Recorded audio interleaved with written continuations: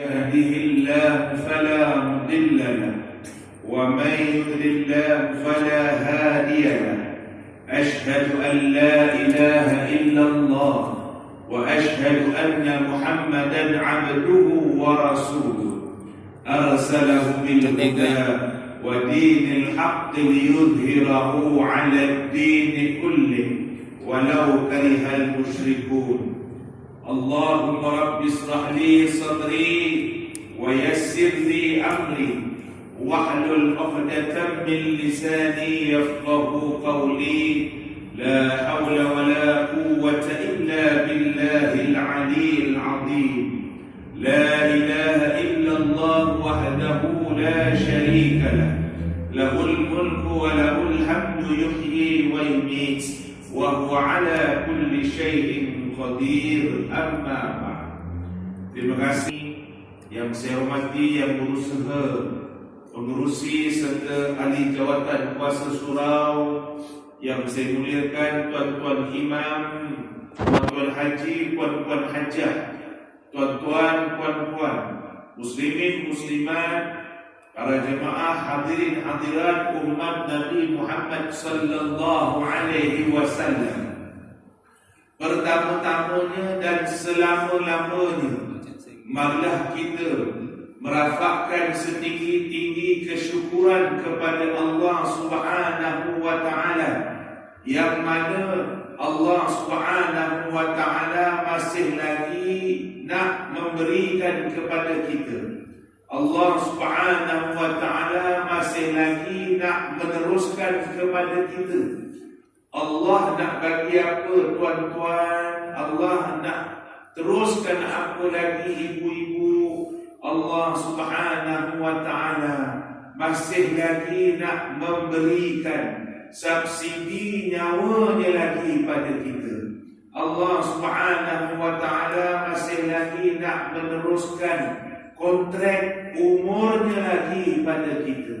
Yang mana pada malam ini alhamdulillah biiznillah, dengan izin Allah, Allah masih lagi bagi kita peluang, Allah masih lagi bagi kita ruang untuk sama-sama kita hadir ke rumahnya, untuk sama-sama kita bertemu dengannya, untuk sama-sama kita menunaikan solat fardu maghrib berjamaah.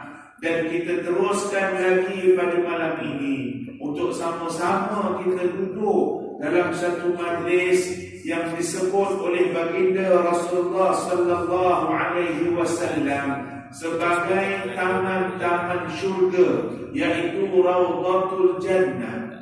Dan mudah-mudahan dengan asbab perhimpunan kita pada malam ini, asbab perjumpaan kita pada malam ini, asbab kita hadir dalam majlis-majlis yang baik seumpama ini, mudah-mudahan menjadi asbab yang pertama. Mudah-mudahan Allah Subhanahu wa taala menurunkan rahmatnya kepada kita semua. Dan yang keduanya, mudah-mudahan apabila kita semasa hayat hidup kita ini sentiasa berada dalam majlis-majlis yang baik seumpama ini, mudah-mudahan pengakhiran hayat kita juga mudah-mudahan diakhiri dengan penghidupan dan juga pengakhiran yang disebut sebagai husnul khatimah. Amin ya rabbal alamin. Tuan-tuan, puan-puan, para jemaah yang saya muliakan sekalian, sekarang kita sudah pun masuk kepada tahun baru Islam 1444 Hijriah. Apabila masuknya tahun baru Islam ini, sudah bermakna yang kita sedia maklum, umur kita sudah bertambah. Umur kita sudah bertambah, maka apabila umur kita sudah makin bertambah, maka hayat kita ini semakin lama semakin singkat. Saatnya bila, waktunya bila untuk kita bertemu dengan Allah, kita tidak tahu. Tetapi persoalan yang paling besar yang perlu kita tanya dalam diri kita, apakah persiapan, persediaan untuk kita bertemu dengan Allah Subhanahu wa ta'ala? Kerana apabila sebut hijrah, kehidupan kita juga berkait dengan hijrah. Bermula kita daripada alam rahim, ditiupkan roh, kemudian dilahirkan masuk ke alam dunia, kemudian dibesarkan oleh mak ayah kita daripada zaman bayi, hijrah kepada zaman kanak-kanak, hijrah kepada zaman remaja, hijrah kepada zaman dewasa, hijrah kepada dah berarti daripada orang tua dah hijrah kepada kubur pula. Tapi kadang-kadang ada orang hijrah daripada zaman dewasa, tak sempat hijrah, tua dah mati dah. Nak tunggu saat di alam kubur yang dipanggil alam barzah.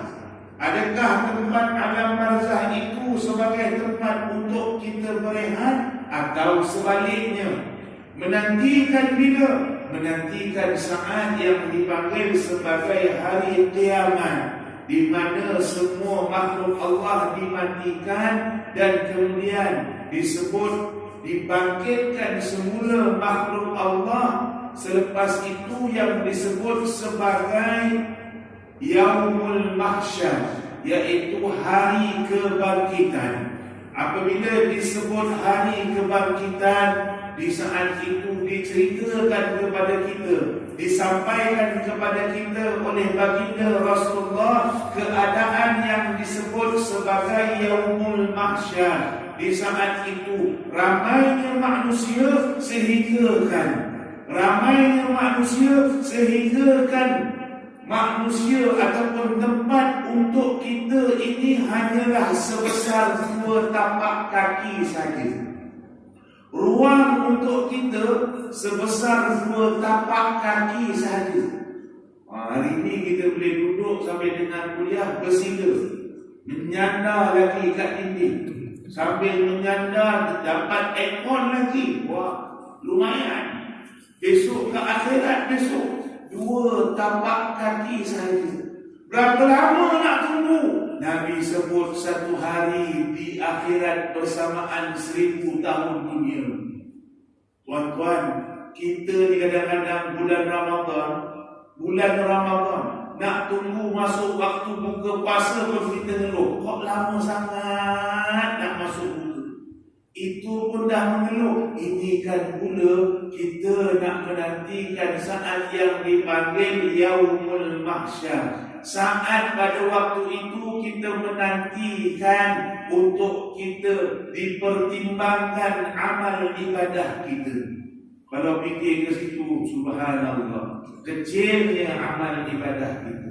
Tapi pada malam ini bukanlah saya nak menceritakan tentang perkara tersebut, tetapi pada malam ini ingin saya menceritakan tentang kisah penghijrahan baginda Rasulullah sallallahu alaihi wasallam daripada kota Mekah ke Madinah, yang mana peristiwa hijrah Rasulullah sallallahu alaihi wasallam bermulanya hijrah itu apabila umat Islam pada saat itu sudah semakin tertekan, sudah semakin ditindas oleh orang-orang yang diketuai oleh kafir Quraisy, Abu Jahal dan Abu Lahab.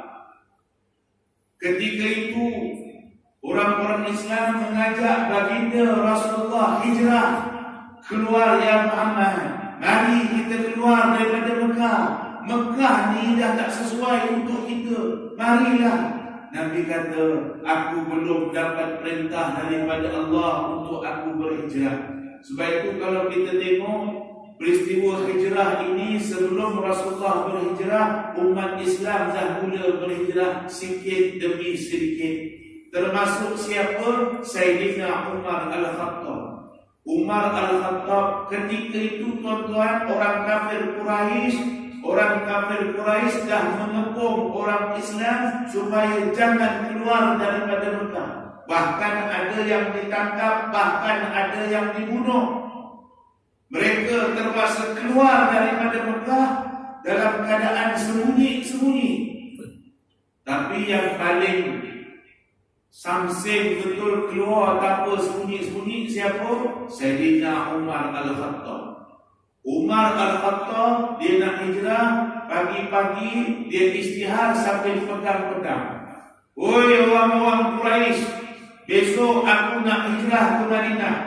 Barang siapa yang cuba nak tahan aku, barang siapa yang nak cuba tangkap aku, silakan. Tetapi sesiapa yang cuba menahan aku jadikan istrinya janda, anaknya yatim. Sayyidina Umar Al-Khattab. Umar Al-Khattab ni tuan-tuan memang legend lah. Antara sahabat Nabi, dia memang antara yang legend. Legend. Dia punya berani tu lain macam. Sebab itu Umar Al-Khattab ni tuan-tuan, banyak perubahan yang dibuat semasa dia menjadi khalifah.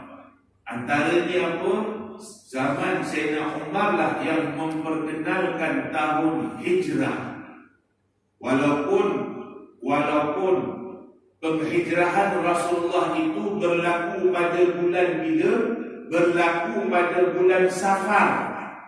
Bulan Safar. Bulan Safar bulan keberapa dalam bulan Islam?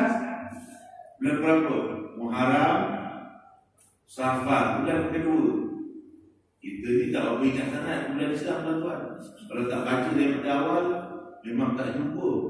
Dia kena sebut daripada awal. Muharram, Safar, Rabiul Awal, Rabiul Akhir, Jamadil Awal, Jamadil Akhir, Rejab, Sya'ban.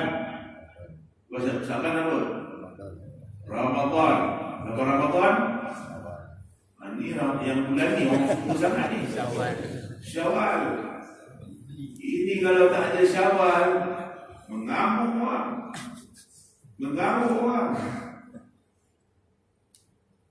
Kalau kita bulan Ramadan, dah nak Ramadan, seluruh je. Dah nak Syawal je, sekejap je. Nada suara lebih. Dia teruk kita ni tuan-tuan ni. Nak Ramadan dah, sekejap je. Keluar rumah, belum sampai Ramadan. Berlakunya peristiwa hijrah pada bulan Safar. Tetapi kenapa Ustaz kita buat sambutan hijrah pada bulan Muharram? Kenapa?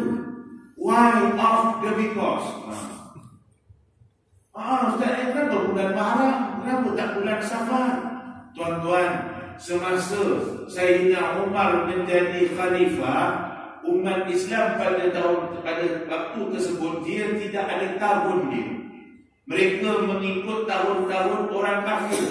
Maka Sayyidina Umar panggil sahabat-sahabat, cendekiawan untuk memikirkan untuk kita adakan satu tahun yang disebut sebagai tahun baru Islam ataupun disebut sebagai tahun Islam.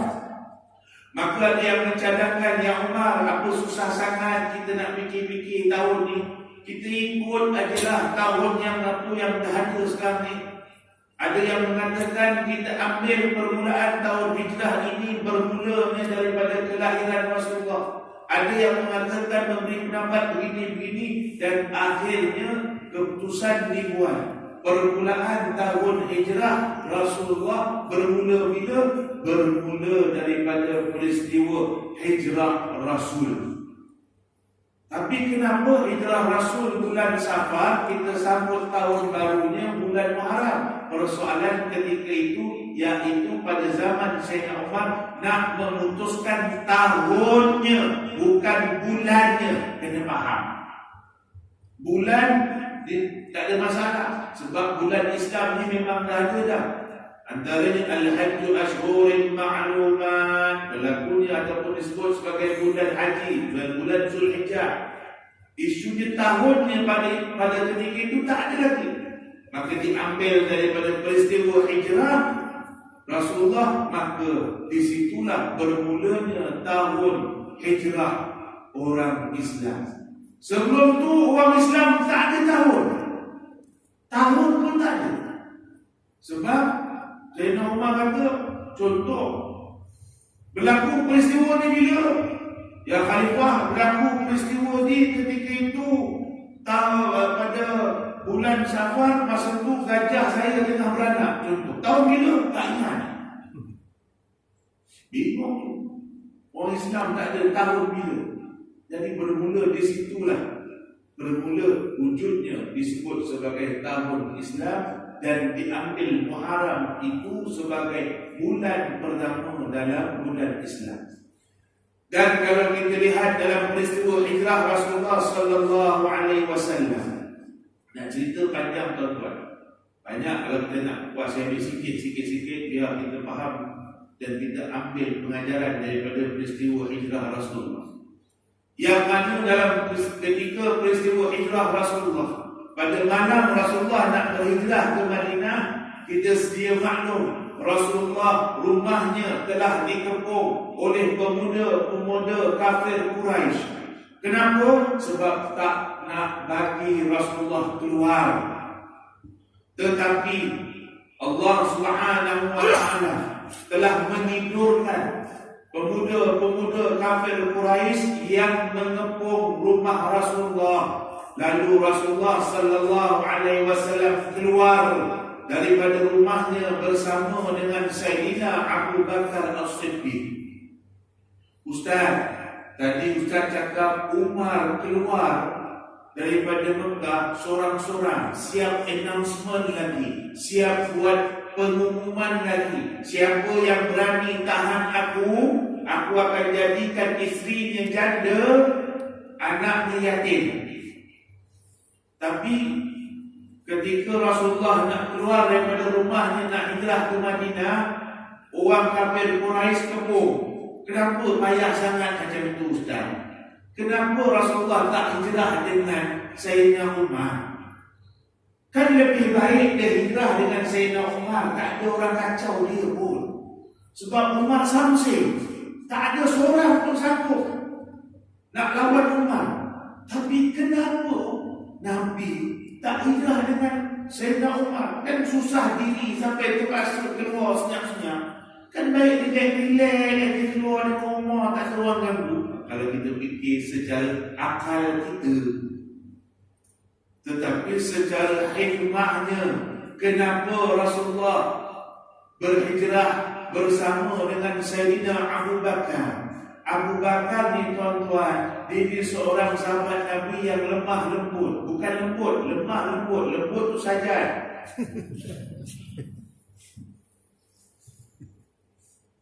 Minta maaf tuan-tuan, kita sangat bimbang pada hari ini gejala yang disebut sebagai LGBT, lesbian, gay, biseksual, transgender.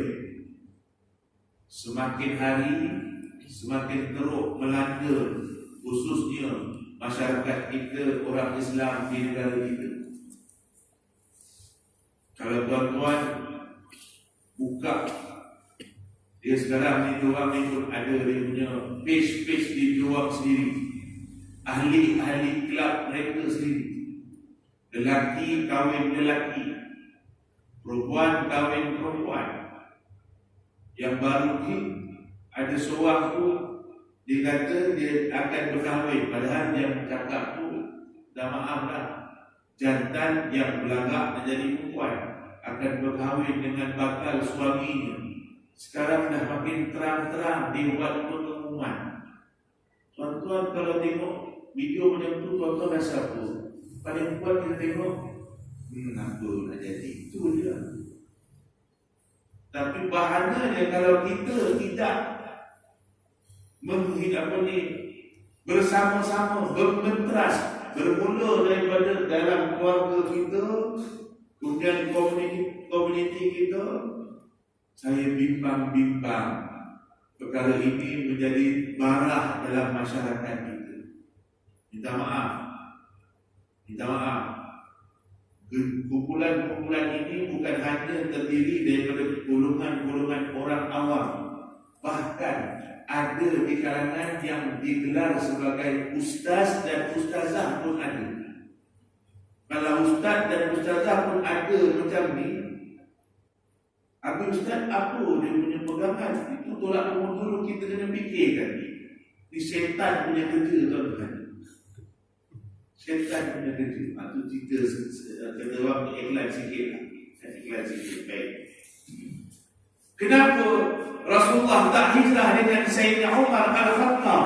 Kalau Umar hijrah dengan Nabi hijrah dengan Umar, nescaya perjalanan Nabi pergi ke Madinah jarak perjalanan 400 km lebih. Kalau naik kereta 400 km lebih berapa jam? Lebih kurang 3 jam. Kalau naik kuda ambillah kata 2 hari. Tetapi dalam peristiwa hijrah Rasulullah berhijrah ke Madinah mengambil masa lebih kurang 14 hari. Buang masa Ustaz, susah badan, sakit kepala, apa kebanggaan lambat sangat sampai. Kita jangan begitu. Tetapi hikmahnya, kalaulah Rasulullah ketika itu berhijrah ke Madinah bersama dengan Sayyidina Umar, maka sehingga sekarang akan menjadi buah mulut di kalangan orang kafir. Apa dia kata? Bolehlah Muhammad hijrah dengan Umar. Umar siapa yang nak tahan dia? Bolehlah kau masuk tempat tu, kau ada stiker, kau ada baju. Contoh, bolehlah kau seorang-seorang pergi taman dia tu, kau punya stiker berapa banyak kat kereta, orang tengok stiker pun takut. Bolehlah kau pergi seorang-seorang kat tempat tu, kau punya baju berapa banyak tergantung dalam kereta, orang tengok pun seram. Contoh, orang akan jadi cerita.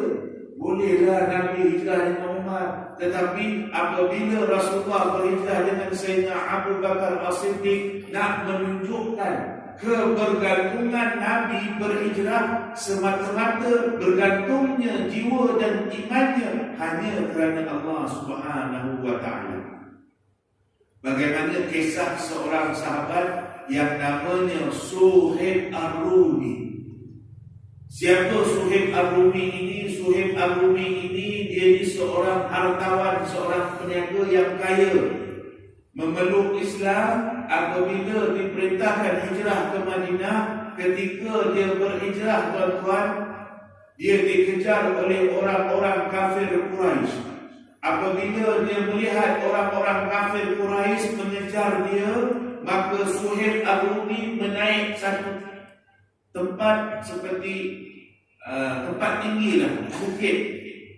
Naik pada satu bukit, lalu mengambil busur dan panahnya dan menghalakan panahnya kepada orang kafir Quraisy yang mengejarnya. Orang kafir Quraisy tahu yang Suhaib Ar-Rumi ini seorang yang pakar memanah. Dia handal memanah. Tuan-tuan, kalau ada peluang memanah, cuba kita belajar memanah. Jarak 50 meter, jarak 100 meter, jarak 150 meter, jarak 200 meter. Sebab kenapa saya kata? Tak saya kata apa? Tak apa kalau tuan-tuan di komuniti ada anak-anak kita wujudkan kelab memanah pun tak apa. Sebab pertamanya aktiviti memanah yang pertamanya dia mencerdaskan akal kita. Yang keduanya menjadikan pemanah itu seorang itu dia lebih fokus, lebih jadi fokus. Saya ni bukanlah pandai sangat memanah, tapi pernah masuklah, pernah belajar memanah. Rupanya bila tuan-tuan mungkin ada pengalaman lastik burung ada pengalaman. Budak sekarang tak kenal lastik burung, tak kenal. Budak dulu mungkin lah. Macam mana nak buat lastik burung tu, tuan-tuan? Kita masuk kebun cari cabang yang paling cantik sekali. Biasanya kayunya kalau kat kebun tu kayu apa? Kalau zaman saya kayu tenggek burung lah. Budak anak kita pokok tenggek burung pun tak kenal. Kayu yang cabangnya cantik, kalau dapat kayu tu dia yang tahan, dia kupas kulit dia, cari belajar, ikat getah, cari kulit apa semua. Dah jadi tu pun kadang-kadang kita lasik burung tu pun asyik tak kena. Silap-silap burung tak kena, burung kita yang kena.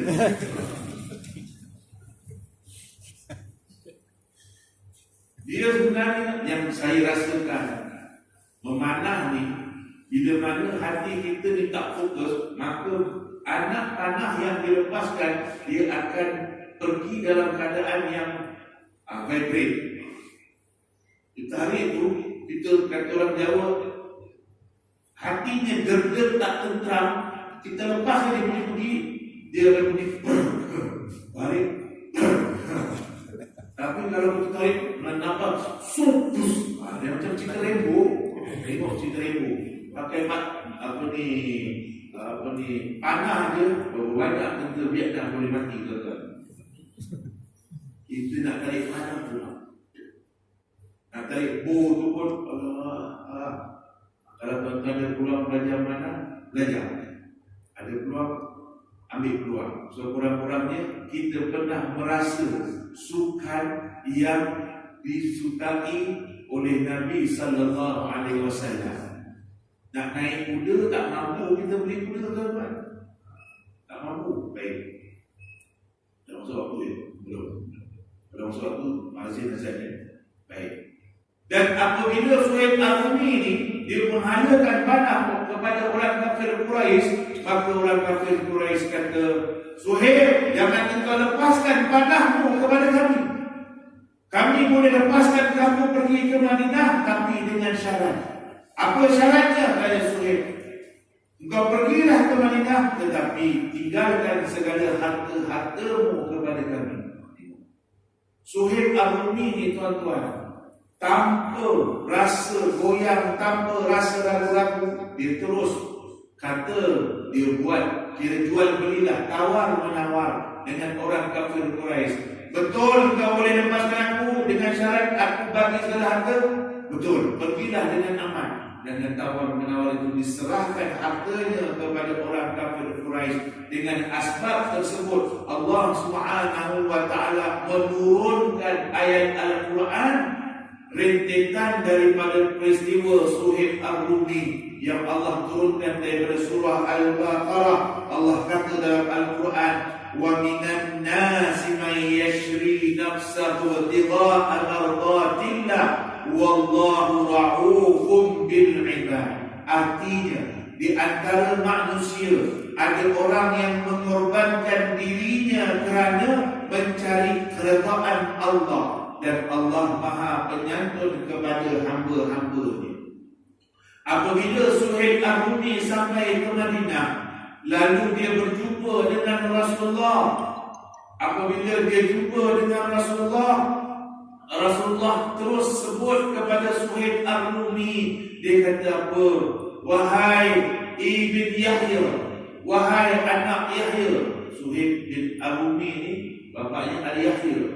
Wahai ibn Yahya, beruntunglah jual beli kamu itu. Beruntunglah jual beli kamu itu. Beruntunglah jual beli kamu itu. Suhaib Ar-Rumi berkata, ya Rasulullah, tak ada siapa pun yang tahu tentang jual beli antara aku dengan orang kafir Quraisy. Bagaimana engkau tahu ya Rasulullah? Lalu Rasulullah kata, wahai Suhaib, malaikat Jibril turun memberitahu kepada aku tentang apa yang berlaku kepada engkau. Lalu Allah menurunkan ayat ini atas sebab apa yang engkau lakukan ini semata-mata nak mendapat redha Allah. Tuan-tuan, agak-agak kita ni kat dunia ni kalau dapat tak ayat daripada Allah lah mungkin tak dapat ucapan daripada pembesar dia, kita punya seronok macam mana tuan-tuan. Tak payahkanlah dapat WhatsApp saja, punya seronok macam mana tuan-tuan. Dapat bergambar dengan sultan dia punya seronok macam mana tuan-tuan. Ini kan pula hamba Allah yang nama Suhaib Ar-Rumi, Allah turunkan ayat spesial untuk dia. Semata-mata untuk apa? Untuk nak mendapatkan redha Allah. Sebab itu tuan-tuan, hijrah Rasulullah sallallahu alaihi wasallam, kalau kita lihat lagi semasa hijrah Rasulullah sallallahu alaihi wasallam, yang pertamanya Rasulullah hijrah pertama atas perintah Allah Subhanahu wa taala. Yang kedua, Rasulullah berhijrah. Sebelum Rasulullah nak berhijrah, Rasulullah berhijrah dengan segala persiapan dari segi sudut teori dan juga teknikal. Maknanya orang Islam apabila nak melaksanakan sesuatu benda, pertama kena ada ilmu dan juga perancangan. Rasulullah nak hijrah, tuan-tuan, bukan hanya dia hijrah dengan Sayyidina Abu Bakar, bahkan dia telah mengubah seorang penghilang jejak yang namanya Abdullah bin Uraiqin. Ketika Nabi duduk di Gua Sur beberapa hari, datang Abdullah bin Uraiqin, yang mana Abdullah bin Uraiqin ini adalah seorang yang pakar menghilangkan jejak. Sebab orang-orang Arab ni, tuan-tuan, mereka ini ada kelebihan yang disebut sebagai ilmu jazibiyah. Apa ilmu jazibiyah? Ilmu jejak. Tuan-tuan pun mungkin ada ilmu ni. Ada orang, tuan-tuan, di kalangan kawan-kawan kita, dia ada ilmu jejak ayam hutan. Kau tengok tu, itu nampak sana tu, angin belah sana tu, bawa ayam hutan datang dengan ke sebelah sana. Dia ada ilmu jejak begitu. Kau tengok tu, tengok tu, pokok durian tu, kulit ni terbuka, buahnya tu susun. Ini rimau yang makan ni. Contoh. Tapi ilmu ni, tuan-tuan, orang kita mudah pupus. Yang kita jauhkan orang kita. Orang asli pun dah tak ada ilmu ni, tuan-tuan. Dah sebab apa? Dah banyak ilmu ni semua kat sini. Dah tak banyak. Kita pun dah tak ada ilmu ni, tuan-tuan. Ilmu jejak burung. Apa panggil itu? Yang kalau panggil pakai buluh tu. Burung wak-wak tu. Nak jejak tu pun bukan mudah. Orang dulu dia ambil buluh, dia buat buluh tu sebagai alat tiupan. Nak tuning bunyi tu bukan boleh sembarang-sembarang. Kemudian nak panggil burung wak-wak tu waktu malam, pasang jaring. Nak tiup tu pun dia ada tone dia, tak boleh main bintang sembarang. Nanti lain yang datang. Atau yang bunyi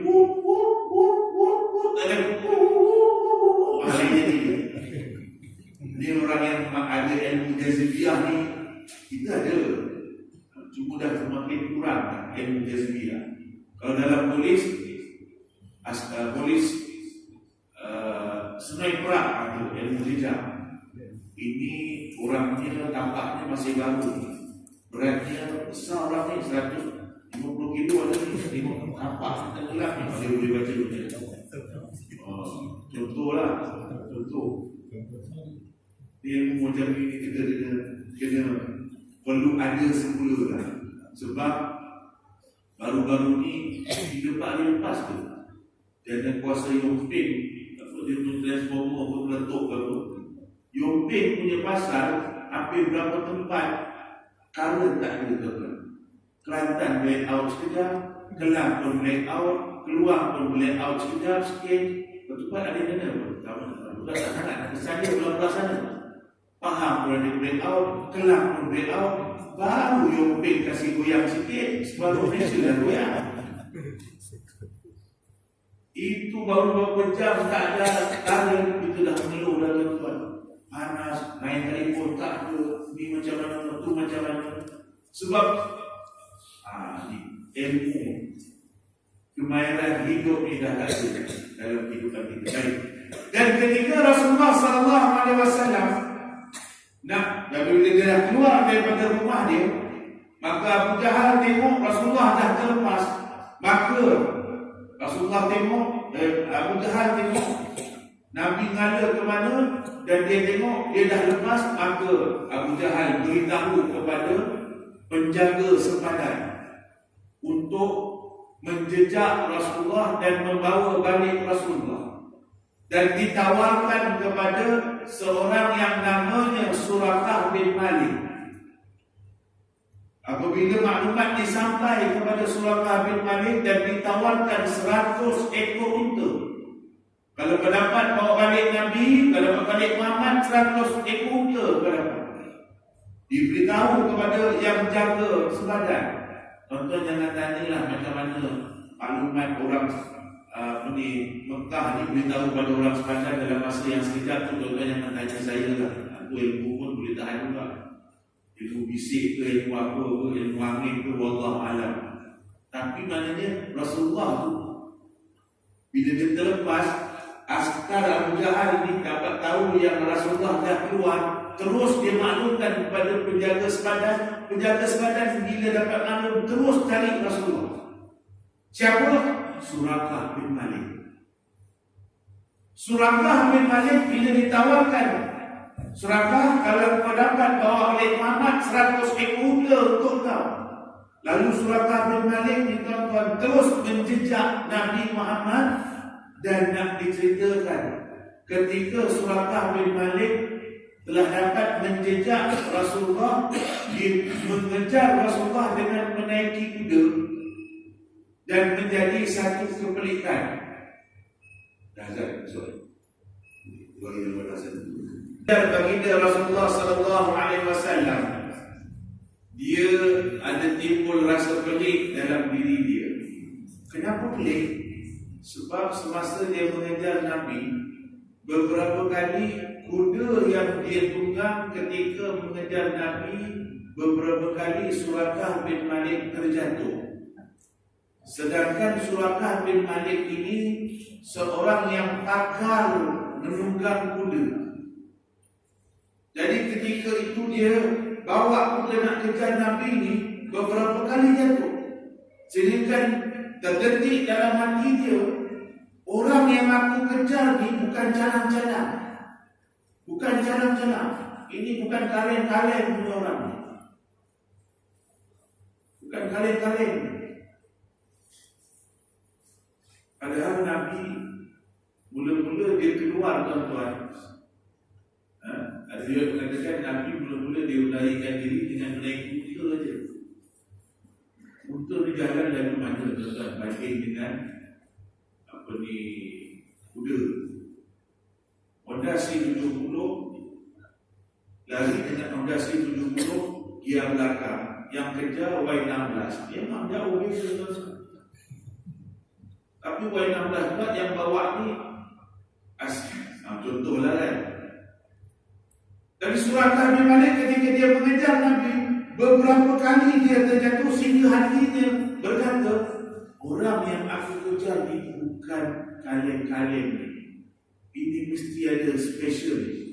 Sehinggalah Suraqah dapat menahan Nabi. Lalu Suraqah kata, ya Muhammad, aku telah ditawarkan 100 ekor unta untuk bawa balik kau ke Mekah.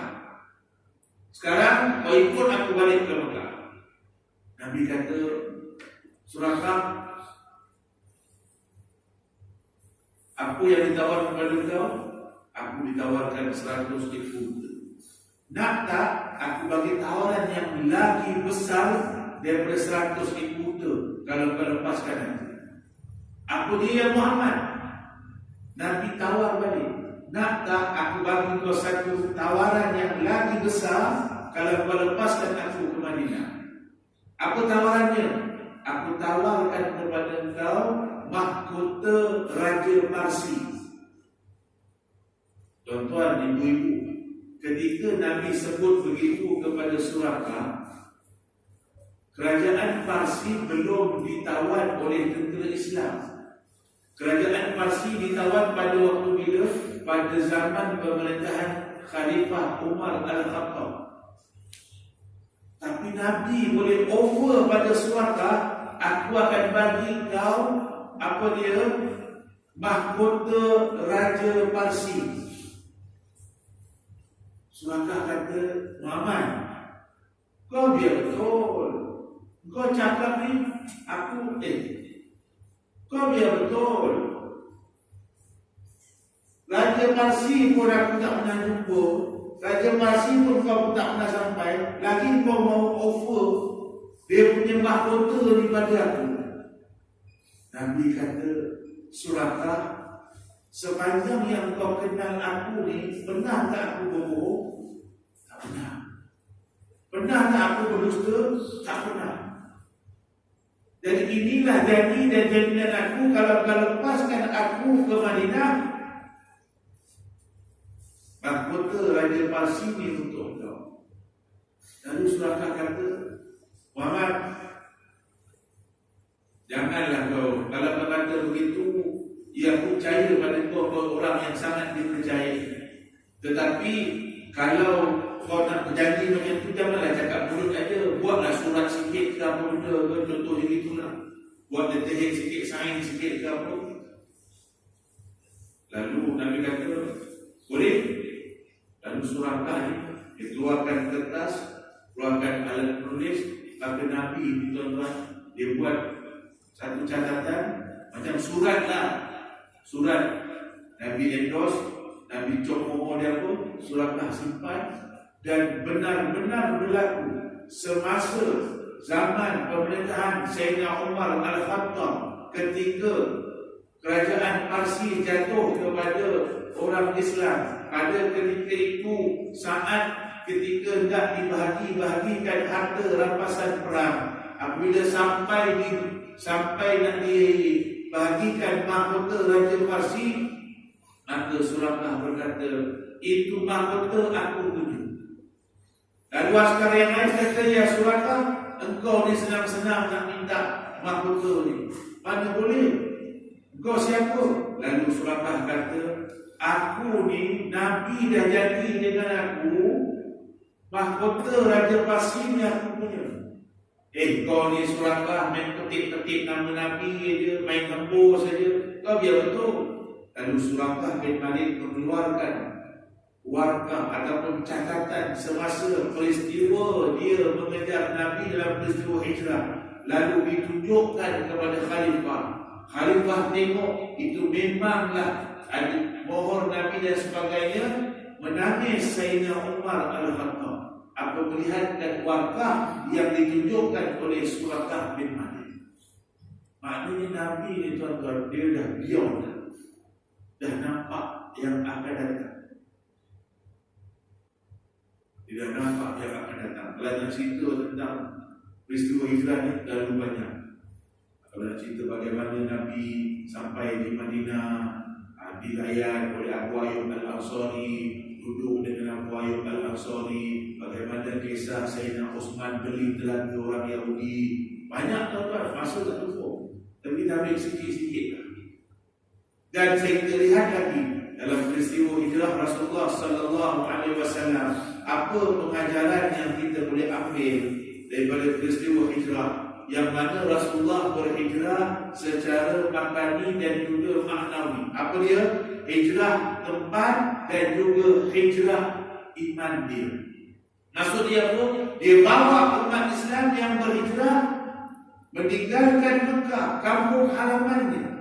Dan dalam ketika peristiwa Rasulullah nak keluar daripada Mekah ni tuan-tuan, Nabi tengok ke arah Kaabah, lalu dia berkata, wahai Mekah, aku sayang pada engkau. Kalau bukan kerana perintah Allah, nescaya tidak aku tinggalkan engkau, wahai Mekah.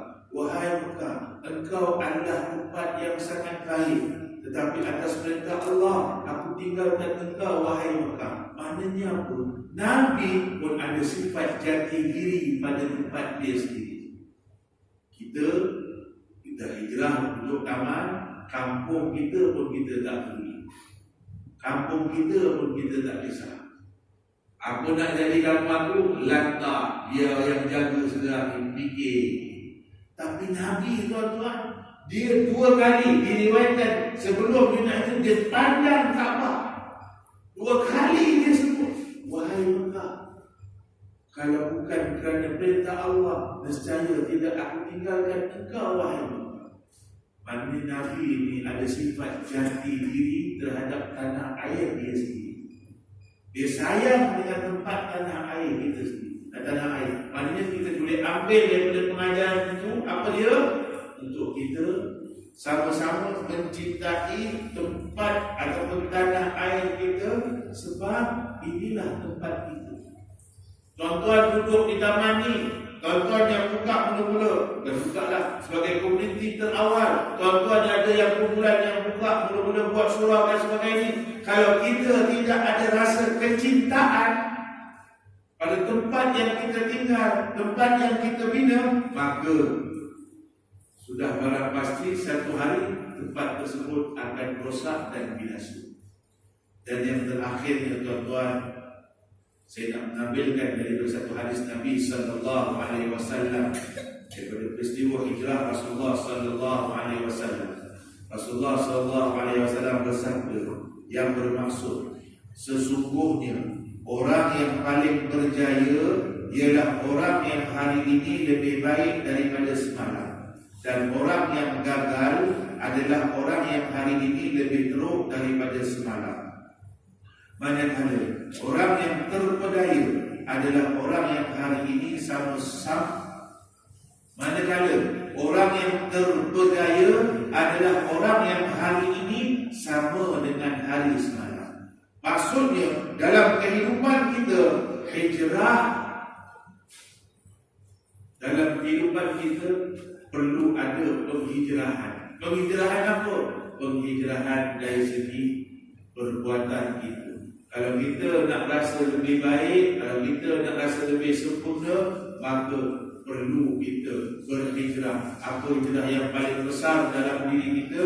Iaitu hijrah meninggalkan perkara yang buruk dan pergi kepada perkara yang baik.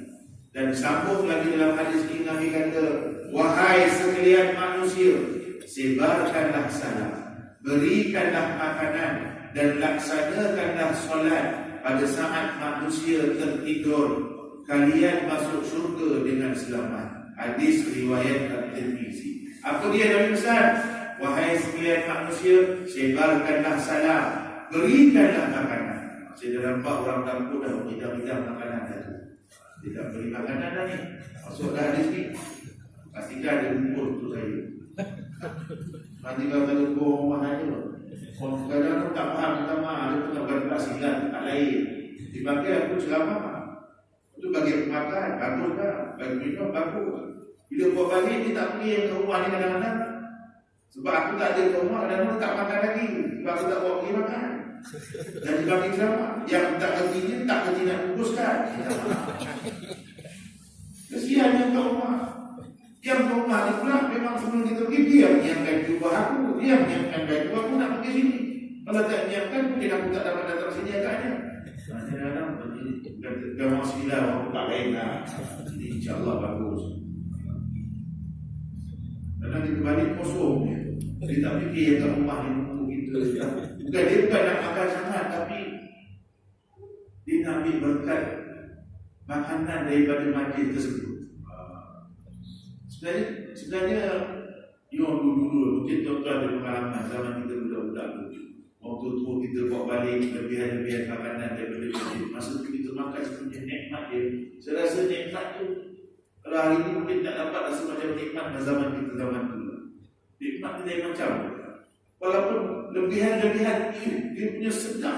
Itu sebenarnya orang yang kat rumah tu, abang pergi surau mana? Surau sekian. Abang pergi mana? Dari sekian. Dia harapan adalah makanan. Dia nak ambil berkat makanan daripada majlis yang baik. Jadi dah dengar ni, standby pukul je lah.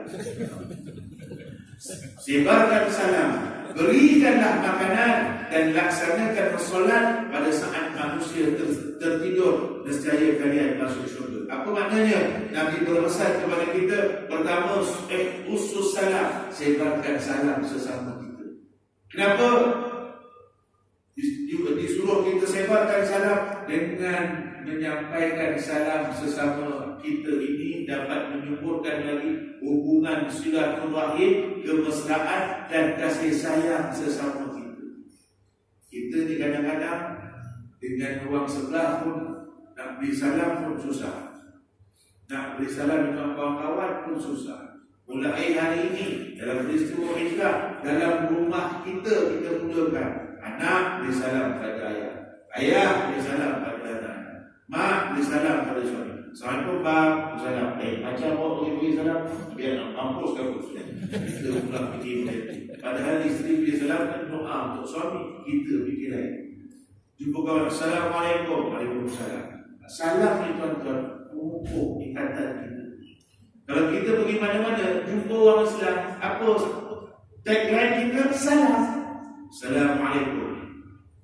Kadang-kadang yang bukan Islam, yang Islam dia jawab Waalaikumsalam. Oh, ni orang Islam, saya bilang contohnya begitu.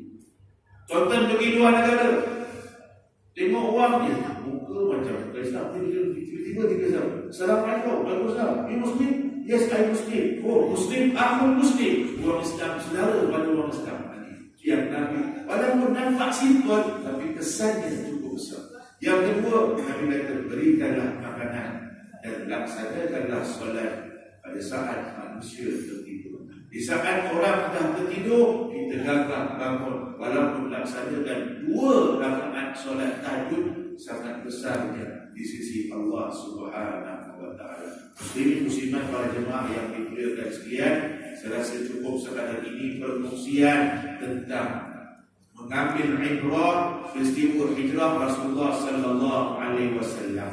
Jadi mudah-mudahan dalam peristiwa hijrah Rasulullah sallallahu alaihi wasallam ini kita dah masuk tahun baru hijrah, maka azam kita semakin kuat dan kukuh. Yang pertamanya untuk mempertambahkan ibadah kita kepada Allah dan seterusnya memperbaiki diri kita daripada perkara yang tidak baik kepada yang lain.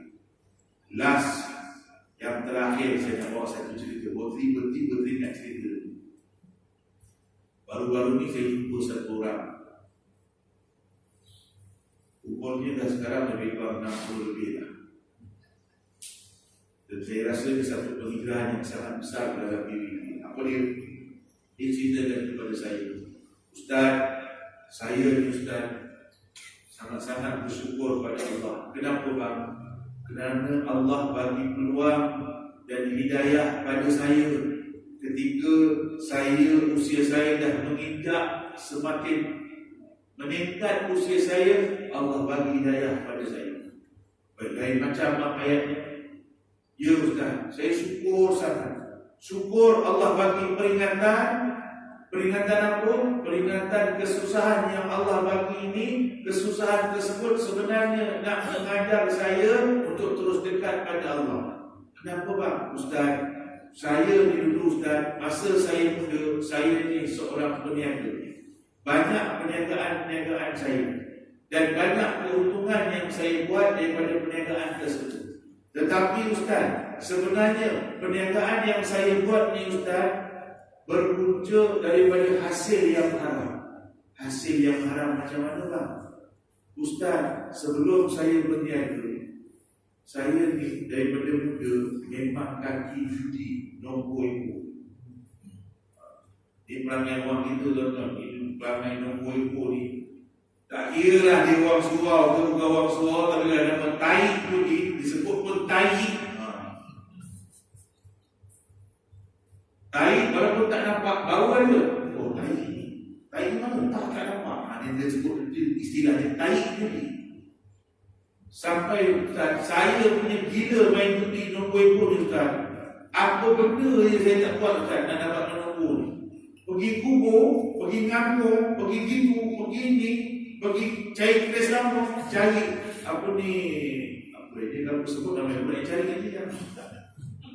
Cari kes lama, cari apa ni, gesok batu pelubang, cari pura-pura tengah jalan terletak. Aduh, Ustaz macam tahu dia.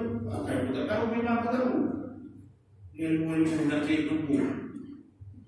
Sehingga kan saya pernah menang Ustaz, hadiah judi saya ni yang paling besar, maksud 2 orang saya dan kawan saya. Kawan saya dapat 24 juta, saya dapat 15 juta. Masa tu zaman dulu lah, saya ingat tiaga masa zaman 80-an. Hasil dari tersebut, saya bayar hutang dan saya berniaga. Ya, berniaga saya semakin lama semakin naik, tapi tak lama Ustaz.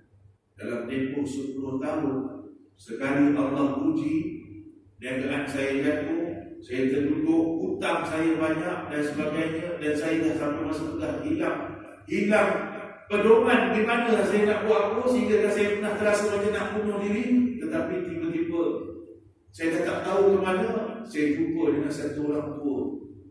Orang tu tanya saya, tanya, akhirnya orang tu tanya apa? Kau ni mesti ada buat benda salah. Dia jaya tu, kau ni mesti ada buat benda salah. Niaga tak jadi, hutang semakin banyak, dah bankrupt, dah muflis, apa semua, wang dah makin tinggalkan kau, keluarga, haru, anak-anak kau ni, mesti kau ada buat benda salah. Akhirnya saya cerita dengan orang tua tersebut apa yang saya buat. Lalu waktu kata, mulai hari ini kau tinggalkan pekerjaan ni, kau tinggalkan perbuatan ni, kau taubat sungguh-sungguh, kau taubat sungguh-sungguh, minta ampun sungguh-sungguh, bersihkan diri kau betul-betul, moga-moga Allah ampunkan dosa kau. Dan dia cerita tuan-tuan, peristiwa yang berlaku masa dia itu bukan 20 tahun yang lepas. Selepas peristiwa itu, Allah bagi dia hidayah. Dia bersyukur sebab pertama kerana Allah bagi dia kesedaran, dengan sebab kesusahan tersebut, dengan kesusahan tersebut dia sedar dan terus didekatkan diri dia kepada Allah Subhanahu Wa Taala, dan hari ini dia bangkit semula dengan jalan yang lebih baik. Maknanya apa? Itu hijrah yang sangat besar. Hijrah daripada perbuatan maksiat, meninggalkan maksiat kepada perbuatan yang lebih baik. Jadi hijrah kita yang paling utama dalam diri kita, iaitu hijrah daripada perbuatan yang tidak baik kepada perbuatan yang baik. Ya tuan-tuan, cukup sekadar ini. Terima kasih kepada penganjur yang sudi jemput. Menjemput pun saya menggantikan dia. Masih dimaklumkan yang ceramah sebetulnya sahabat saya Ustaz Mayuddin bin Sarif, pegawai agama di Pusat Islam GM Skudai, tapi beliau kata tak dapat hadir, saya menggantikan tempat beliau. Jadi terima kasihlah banyak-banyak diberi peluang untuk saya bersama dengan tuan-tuan. Dan terima kasih kepada pihak penganjur, terima kasih kepada tuan-tuan yang sudi bersama dengan saya. Mudah-mudahan perkongsian kita pada malam ini dapat memberi manfaat kepada kita, dan mudah-mudahan kita dapat sampaikan kepada sahabat-sahabat kita yang tidak dapat bersama-sama dengan kita pada malam ini. Ampun maafkan saya. Semoga bertemu lagi. Wabillahi taufiq wal hidayah. Wassalam.